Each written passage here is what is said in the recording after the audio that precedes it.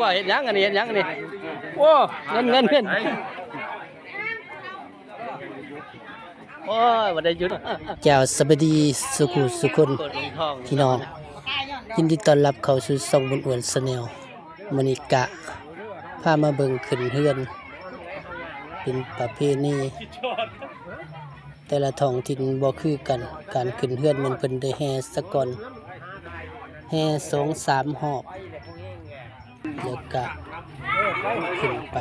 ถึงเฮือนเนาะพี่น้องไปเบิ่งนำกันเลยมีหาบกระดอนค่อนกระดงเลยพี่น้องหาบกระบุงกระตา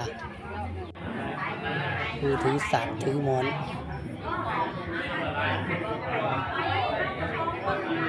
ขึ้นมาทางเฮือนนี่ก็มีหมากพร้าวพี่น้องหมากพร้าวเงินหมากพร้าวก็เป็นแซงเป็นใส่มีกระตาเขามีกระบุงเขามีติดเขาติดหน้ามีข้าวเปลือกข้าวสารมีเงินมีคำเนี่ยใส่นี่จากนั้นไปก็แม่นข้าวเงินสิไปอาจารย์เพิ่นก็สิสูตรแล้วเนาะพี่น้องแล้วก็ผูกคอต่อแขนก็ถือว่าจบพิธีสำหรับคลิปนี้ก็ได้บ่ได้เว้าหลายขอกล่าวคำว่าสำบายดีไปก่อนบ๊ายบายไปเด้อไปเบิ่งนำกัน